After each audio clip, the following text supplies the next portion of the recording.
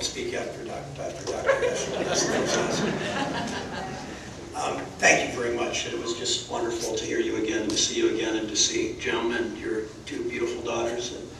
And your father, I'm the father of three daughters, and I know that you would be your father's proudest legacy. So thank you very much, Susannah. And when I listen to Susannah, I can see that Abraham is surely alive in Susannah. So thank you for that. And I appreciate so much her coming back to Cleveland and all of us welcoming her here.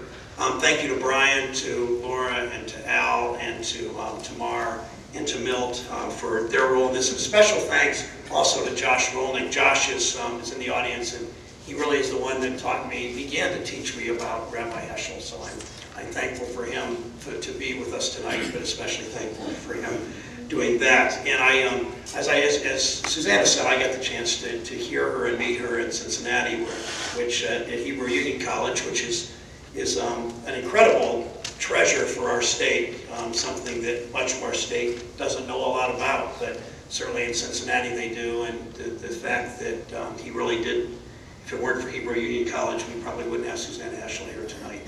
And the contributions that she has made to our great country, and the contributions certainly that her father made to social and economic justice.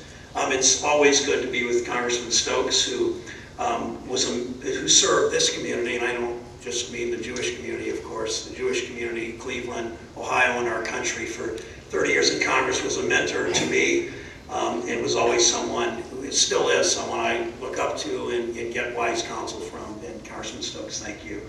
And it was terrific to meet Ambassador Young, whom I'd never met before this evening, and got a chance to. My mother comes from a small town in Georgia, and it was wonderful to meet someone who has blazed a trail in the civil rights movement internationally in business and politics. And thank you very much, Ambassador, for being with us.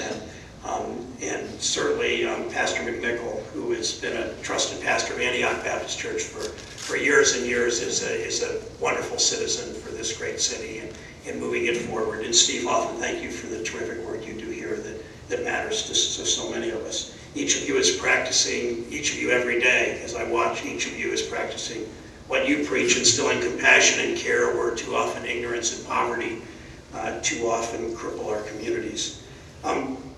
My Lutheran upbringing instructs me to follow as best I can the words of the Beatitudes. I was raised in Mansfield, Ohio, by parents whose faith was important to them, whose faith informed them. My parents instilled in my brothers and me the values of compassion and decency, and through its commitment to our community. During an evening like this, surrounded by the activists in this room, the people in this room, and so many of you are activists for social and economic justice. I look around this room and see dozens of people I've known, that I've worked side by side with on all kinds of civil rights, human rights, anti-war issues of economic justice and healthcare, and so many things. My mother, who was devout and faithful to the cause of social justice and to her church, would have so felt at home this evening. My mom, as many of you know, died in February at the age of 88. She was in good health, pretty good health, until even through November. She ran the local senior citizens levy in Mansfield, and of course it won because she ran it. My mother was for Barack Obama for president. I'm sorry to acknowledge this, but before I was neutral in the primary. She said, "You got to get involved with your friend Senator Obama." "I'm going to stay neutral, Mom," and I didn't listen to her. But anyway, and my mom got sick and was diagnosed with leukemia, with chronic leukemia in December. After the election in mid-December. And we had her in hospice for a few weeks, and Connie, who's here, my wife Connie, many of you know, and most of you like more than you do me. Connie and I were at her bedside, as were my brothers and their wives.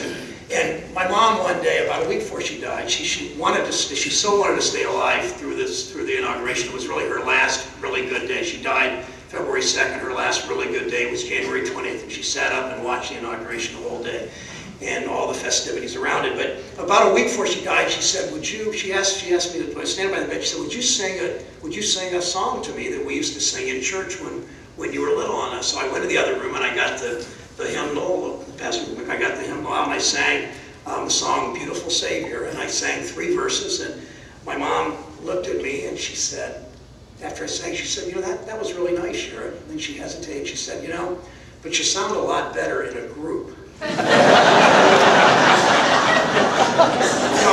understand that no one would mistake me for a cantor, and no one would mistake me for a soloist, a gospel soloist at Antioch, Antioch Baptist. But nonetheless, my mother never would miss a teaching moment. But the lesson really is that we all do sound better in a group, and that's what your activism represents to all of us and to this community, to this country.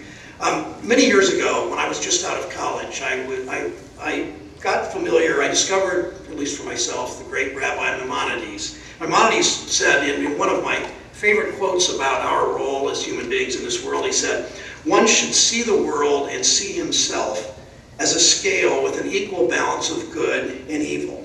When he does one good deed, the scale is tipped to the good. He and the world are saved. When he does one evil deed, the scale is tipped to the bad. He and the world are destroyed."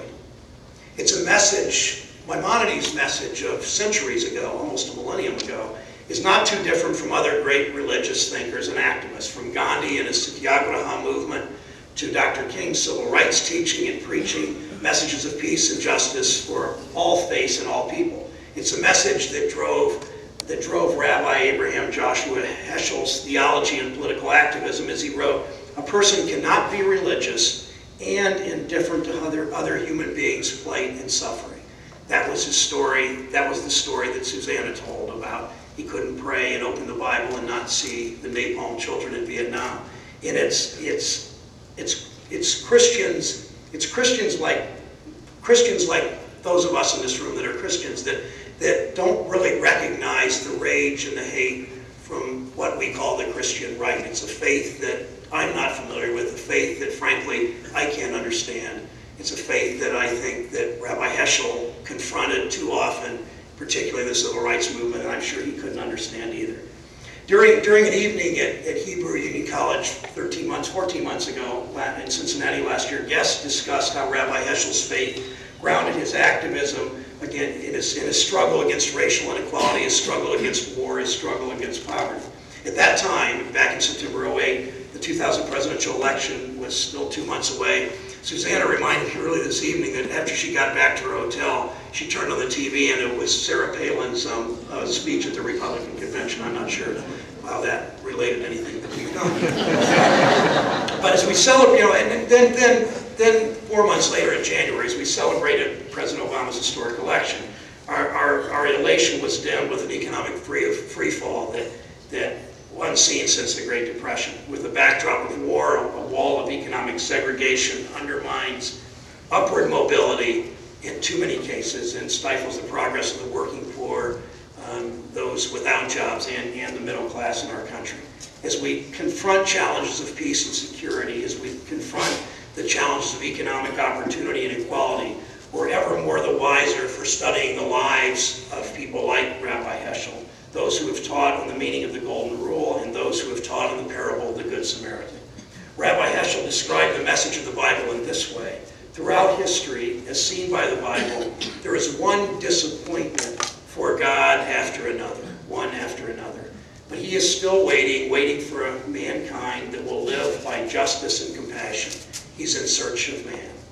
And throughout our history, we've shown our capacity to be a generous society based on a sense of community, reflected in our places of worship or through our charities and our volunteerism. Our sense of community is enhanced by the social safety net of our public programs, universal in nature and inclusive in practice when free of bias and free of barrier. 2 weeks ago, the House of Representatives passed the first meaningful reform of the healthcare system since Medicare and Medicaid passed in 1965, the year that Andrew Young and Dr. King and Rabbi Heschel marched in Selma.